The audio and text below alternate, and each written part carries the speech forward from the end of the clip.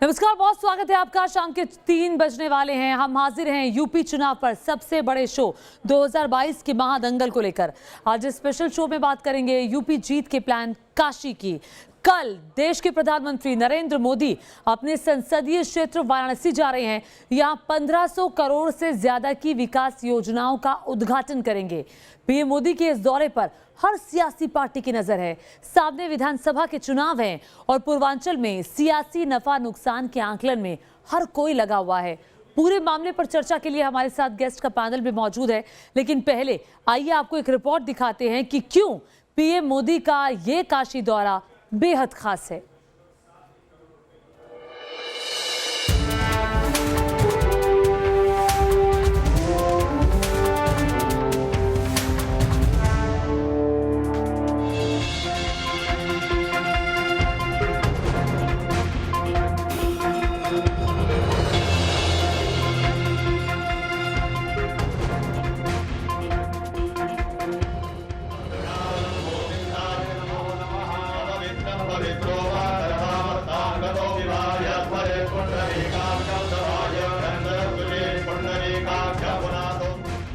भगवान भोलेनाथ की इस नगरी से 2022 के महादंगल का शुभारंभ होने वाला है। प्रधानमंत्री नरेंद्र मोदी गुरुवार को अपनी कर्म भूमि काशी में होंगे। 8 महीने के बाद पीएम मोदी अपने संसदीय क्षेत्र आ रहे हैं। प्रधानमंत्री यहां 1550 करोड़ रुपए की परियोजनाओं का लोकार्पण करेंगे।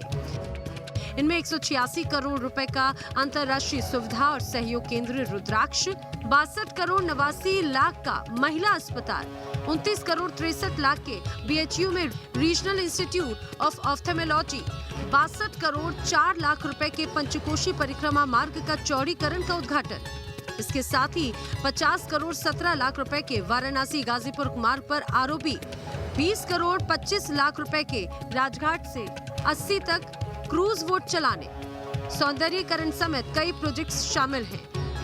पूर्वांचल के दृष्टिकोण से प्रधानमंत्री नरेंद्र मोदी का वाराणसी का दौरा बेहद अहम माना जा रहा है, क्योंकि उत्तर प्रदेश चुनावी साल में कदम रख चुका है और पूर्वांचल में 117 विधानसभा सीट है और माना जाता है कि जिस भी पार्टी ने पूर्वांचल को साथ लिया वही लखनऊ तक पहुंचता है।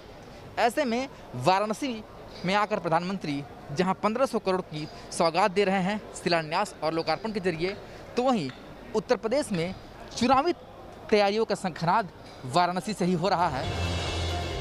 मिशन 2022 सामने है। कहते हैं कि पूर्वांचल से ही लखनऊ के पावर कॉरिडोर का रास्ता निकलता है। ऐसे में पीएम मोदी के वाराणसी दौरे से चर्चा पूर्वांचल में सियासी नफा नुकसान को लेकर ज्यादा हो रही है।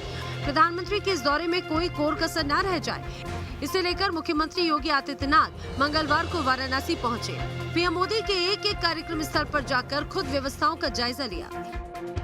सौगात तो लोकार्पण और शिलान्यास ढेर सारे है, उसकी तो सूची है। बहुत समय से उनकी इच्छा थी लोगों के बीच में, बनारस के लोगों के बीच में आने की। वर्चुअल मीट से वो आए हैं बार बार। बड़ा संदेश है। एक रुद्राक्ष, काशी विश्वनाथ के धाम में एक रुद्राक्ष बना है जापान की और भारत की मैत्री के प्रतीक रूप। यूपी की सियासत में पूर्वांचल की अहमियत क्या है, ये आप समझिए। पूर्वांचल की 24 जिलों में विधानसभा की 147 सीटें हैं, यानी यूपी के कुल विधानसभा सीटों में 33% सीट इस इलाके में है। पीएम मोदी की संसदीय सीट वाराणसी भी पूर्वांचल का हिस्सा है। योगी आदित्यनाथ की कर्मभूमि गोरखपुर भी पूर्वांचल में है। पूर्वांचल के वोटर्स का मूड हर चुनाव में बदलता रहा है। 2017 में पूर्वांचल की 102 सीटों पर बीजेपी को जीत मिली। 2017 में कमल खिला, योगी आदित्यनाथ सीएम बने। 2012 में पूर्वांचल में बड़ी जीत से अखिलेश यादव की ताजपोशी संभव हुई, जबकि 2007 में पूर्वांचल में बड़ी जीत से मायावती को सत्ता मिली। पूर्वांचल के वोटर्स के इसी मूड को देखते हुए एक और बीजेपी जहां कोई कोर कसर नहीं छोड़ रही, तो वहीं विपक्ष इस उम्मीद में है कि अब की बार पूर्वांचल में बीजेपी 2017 के चमत्कार को नहीं दोहरा पाएगी। वाराणसी के लोग पूछना चाहते हैं, प्रधानमंत्री जी क्या हुआ क्योटो के वादे का? कहाँ है वो नया वाराणसी?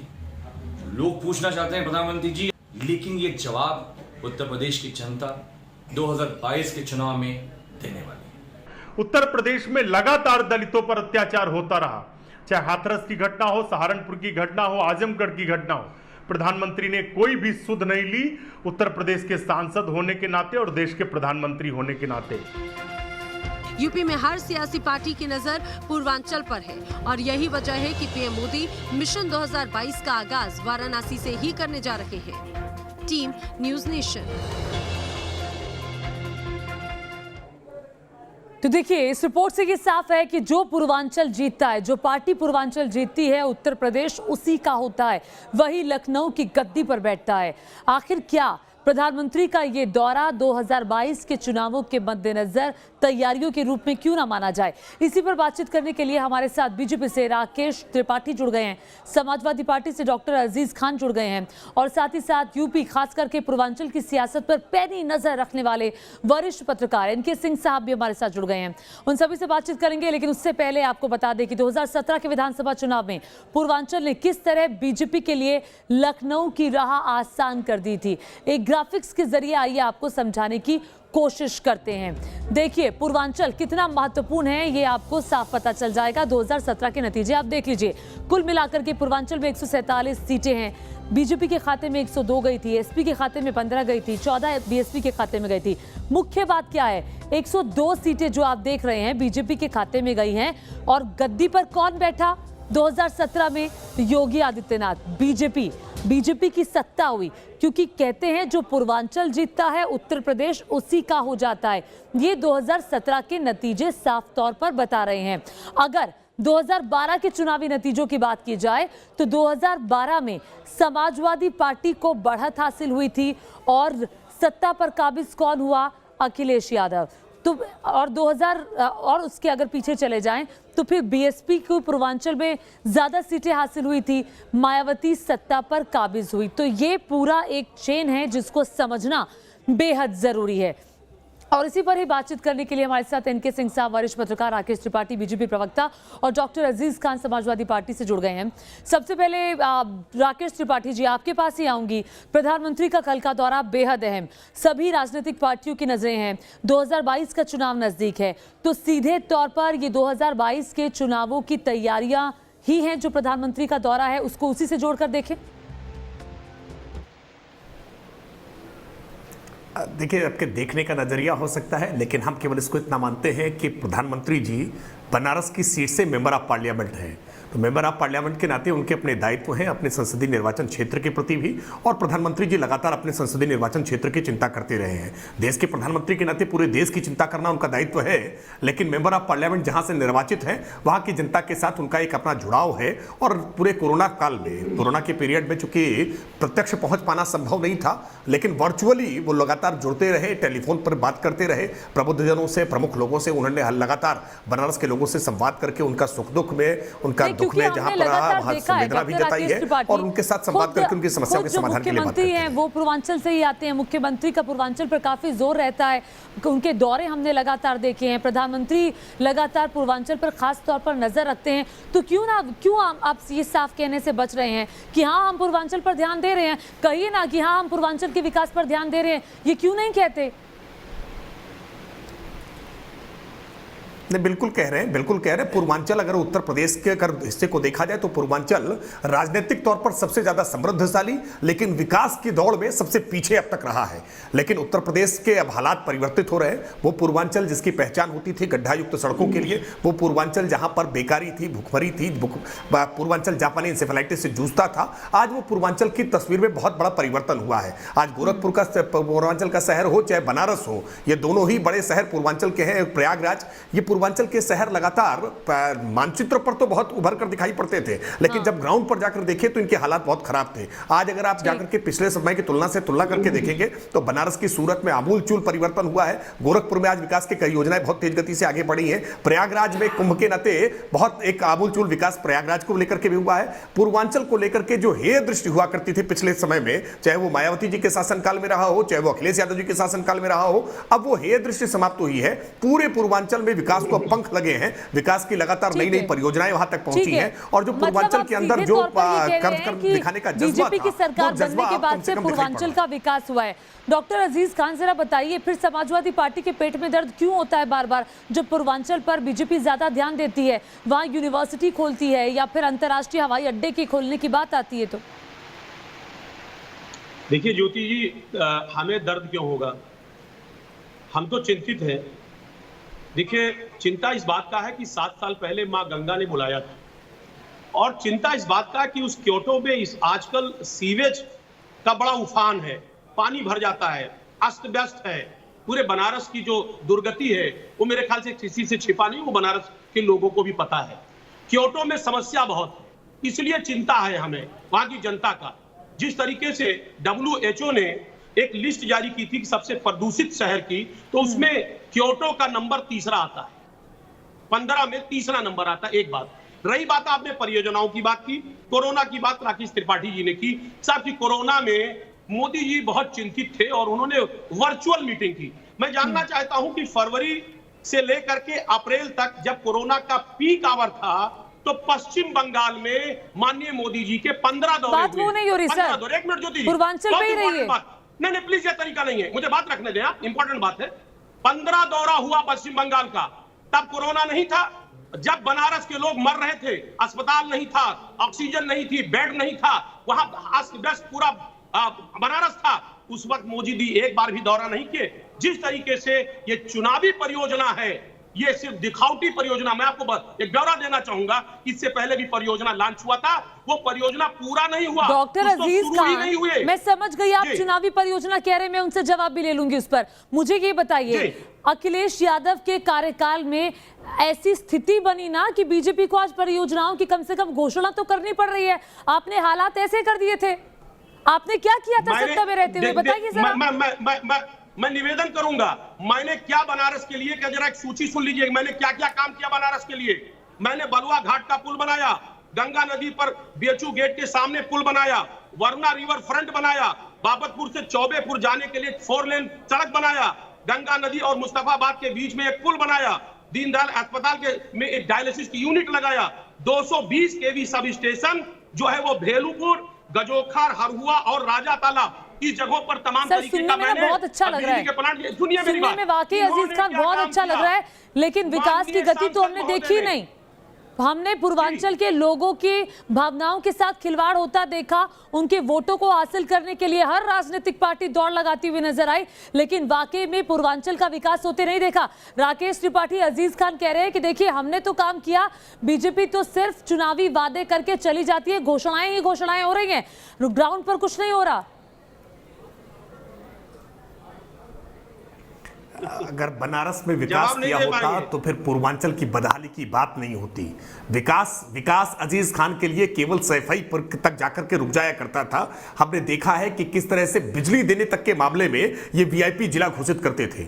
हम इस बात को आज पूरी जिम्मेदारी के साथ कह सकते हैं कि उत्तर प्रदेश के मुख्यमंत्री गोरखपुर से आते हैं और देश के प्रधानमंत्री आज बनारस से आते हैं, लेकिन फिर भी मैं इस बात को जिम्मेदारी से कह रहा हूं, बनारस और गोरखपुर को हमने कोई VIP दर्जा नहीं दिया है। हमारे लिए रायबरेली भी महत्वपूर्ण है, अमेठी भी महत्वपूर्ण है, इटावा भी महत्वपूर्ण है, गाजीपुर भी महत्वपूर्ण है, गाजियाबाद भी महत्वपूर्ण है। हमने पूरे उत्तर प्रदेश को एक समान रूप से देखा है, और पूर्वांचल जिस तरह से विकास की दौड़ में बहुत पिछड़ा था, हमने पूर्वांचल के लिए विशेष तौर पर पैकेज देकर के पूर्वांचल में जो स्वास्थ्य के मसले पर जो हमारी जो पिछड़ा हुआ स्वास्थ्य के मसले पर था, सड़कों के मामले में पिछड़ा हुआ था, शिक्षा के मामले में पिछड़ा हुआ था, अलग अलग तरह के कई कार्यक्रम चला करके, और आपके चैनल पर नीचे लगातार कार्यक्रम चल रहे हैं। मैं कार्यक्रम गिनाना शुरू करूंगा तो पूरा बुलेटिन खत्म हो जाएगा। अजीज खान साहब शायद अपडेट नहीं होते हैं या पढ़ते नहीं है या जानबूझ करके आंखें मूंद लेते हैं, इसलिए अजीज खान को आज विकास दिख नहीं रहा है। आपकी पराजय की गाथा इसीलिए उत्तर प्रदेश की जनता बार-बार लिख रही है। ठीक है, मुझे सीधे सवाल का सीधा जवाब नहीं मिल रहा। उससे पहले मैं NK सिंह साहब के पास जाऊंगी, वरिष्ठ पत्रकार है, और जाहिर तौर पर NK सिंह साहब का जब जिक्र होता है तो वो सीधी सटीक टिप्पणी करने के लिए जाने जाते हैं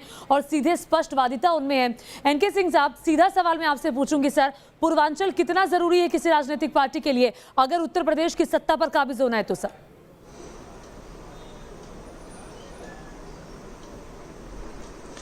बड़ा बारीक सवाल है। देखिए, इसको गौर से समझना पड़ेगा। 1989 के बाद से कोई भी सत्ता यूपी में रिपीट नहीं हुई। इम्पेशेंट है यहाँ का वोटर। थोड़ा सा ये डीप एनालिसिस की जरूरत है। पता नहीं पॉलिटिकल पार्टीज इतना कर पाती हैं कि नहीं, सब विकास विकास करती रहती हैं। अगर यही विकास हुआ था तो एसडीजी अभी नीति आयोग ने दिया है उसमें यूपी काफी नीचे था, बिहार से थोड़ा ऊपर था। इसलिए विकास टेंजिबल टर्म्स में क्या है ये देखना पड़ता है।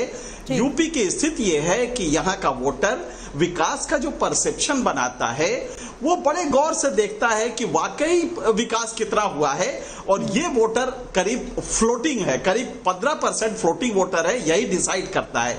लिहाजा यूपी में आप देखें, मोदी देश के प्रधानमंत्री, पूर्वांचल से उनका एक सशक्त चीफ मिनिस्टर आता है, लेकिन उसके बावजूद वो पूर्वांचल में जोर लगा रहे हैं। ये शो करता है कि पूर्वांचल कितना इंपॉर्टेंट है, वरना ये योगी जी पर छोड़ा जा सकता था। लेकिन उसके बावजूद मोदी जी आ रहे हैं। 1500 करोड़ का एक डिस्ट्रिक्ट में अगर डेवलपमेंट हो रहा है तो मेरे ख्याल से पूर्वांचल को बेहद तरजीह दी जा रही है। और ये मेरे ख्याल से डिसीजन मेकिंग में यूपी में जो कौन सरकार बनेगी इसके लिए पूर्वांचल एक बड़ा मकाम है।